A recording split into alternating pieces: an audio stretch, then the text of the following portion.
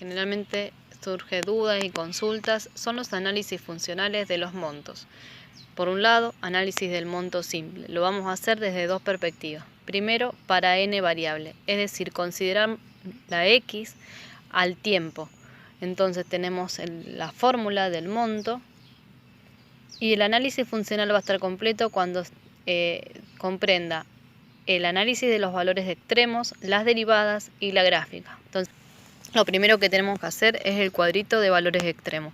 Esta función, en realidad, en el cuadrito se van a ver el dominio y la imagen, o el dominio y el codominio, como lo hayan llamado. Si nosotros vemos la función, vemos que en realidad el dominio no tiene ninguna restricción y iría menos infinito a más infinito. Recuerden que serían todos valores numéricos menos el n. El n sería nuestra variable, nuestra x. Por lo tanto, podría decir que el dominio es de menos infinito a más infinito. Pero sin embargo, como estamos en una operaciones financieras y teniendo en cuenta que el n representa el tiempo de inversión de un capital, no lo vamos a considerar nunca negativo. Por lo tanto, el dominio va a ir desde 0 a infinito. Entonces nos preguntamos, ¿qué pasa si el tiempo es 0? Eso ya lo hemos explicado al principio en la introducción. No existe operación financiera sin tiempo. Si el tiempo hubiera sido 0, el capital no crece y sigue siendo el valor de C. En cambio, a medida que transcurran los periodos, mayor será el valor del capital. Así, para un n que tiende a infinito, la función tiende a infinito, ¿sí? La segunda parte del análisis funcional es la derivada. Escribimos la función como C, el capital, más los intereses. Y hacemos la derivada primera. El primer término es una constante. La derivada de una constante es 0.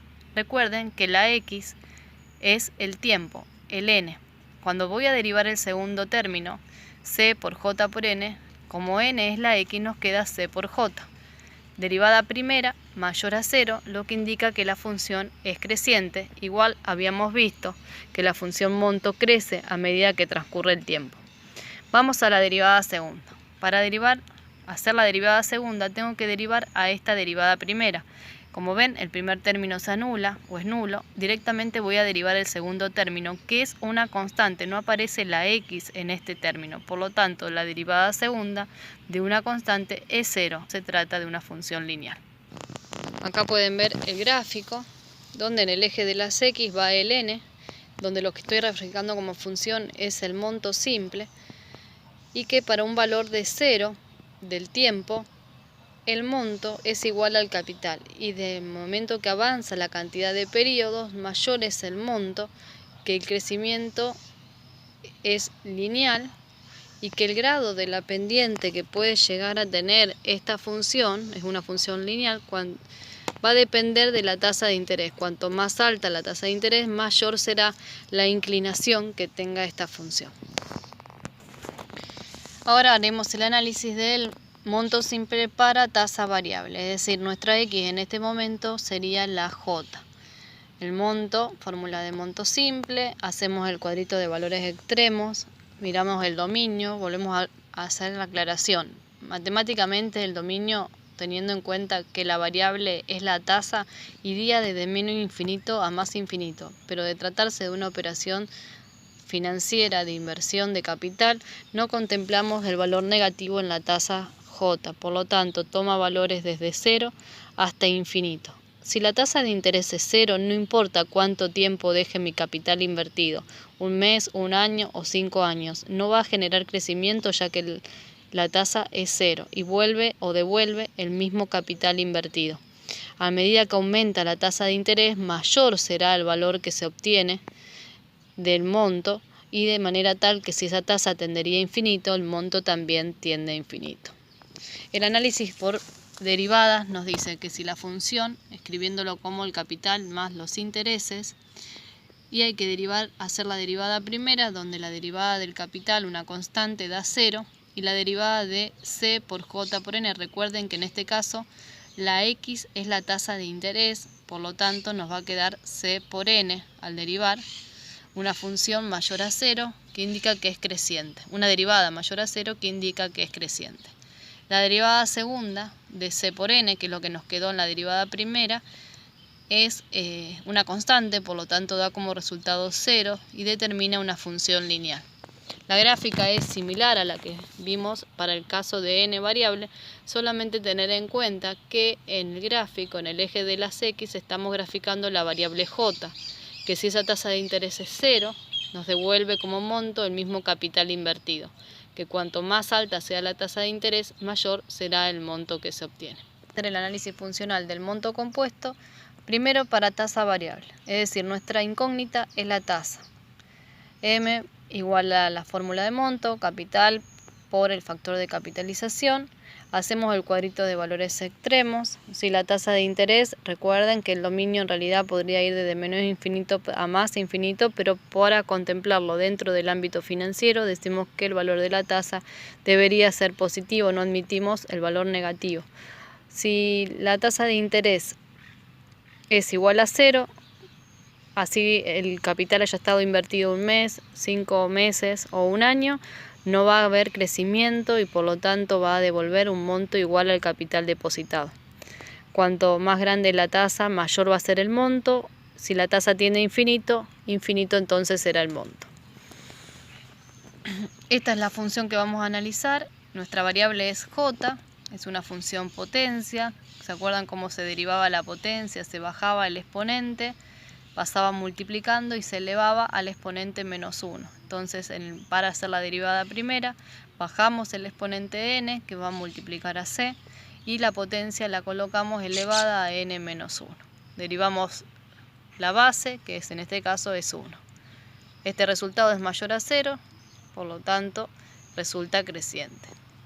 Hacemos la derivada segunda. Consiste en volver a bajar el exponente n menos 1, que va a multiplicar a c y va a multiplicar a n, y se eleva la potencia a un número más chico, es decir, n menos 2. En este caso nosotros vamos a admitir 3 posibilidades. A una de esas posibilidades para nosotros va a ser el caso general.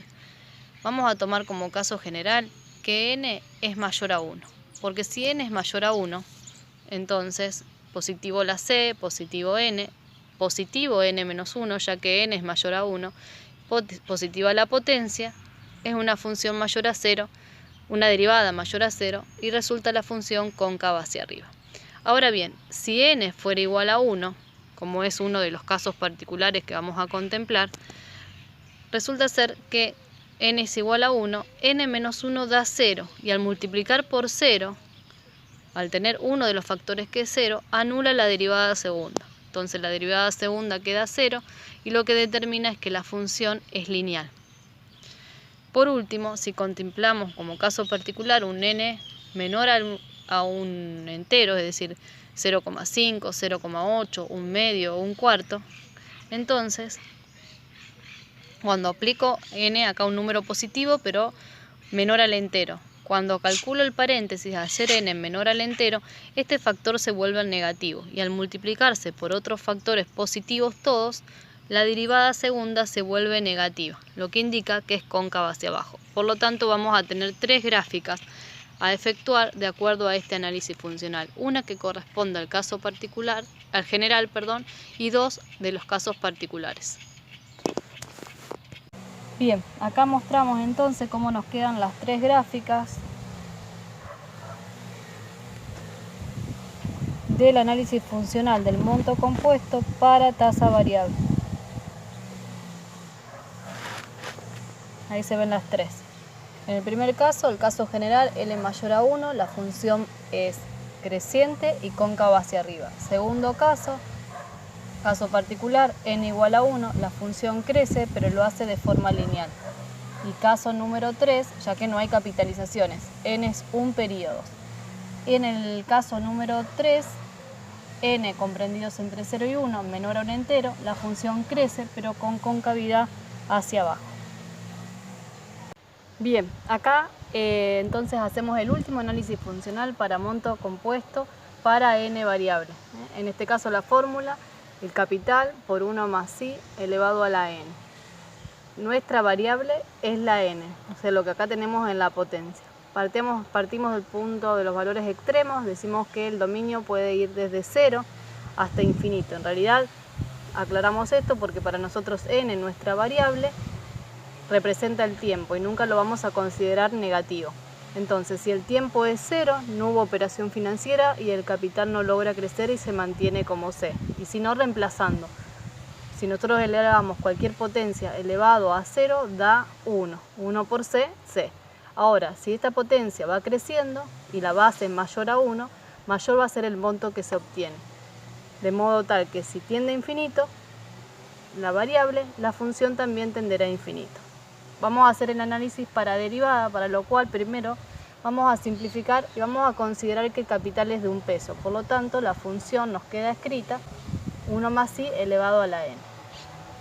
Hacemos la derivada. Primero aclarar que no es lo mismo la función x elevado a la 5 que 5 elevado a la x.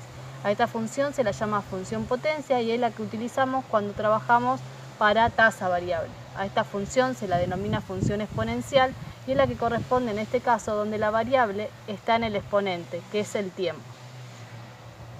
Para derivar una función exponencial, la fórmula nos decía que la derivada de la exponencial es la misma exponencial por el logaritmo natural de la base por la derivada del exponente. Entonces colocamos la misma exponencial, el logaritmo natural de la base, multiplicada por la derivada del exponente.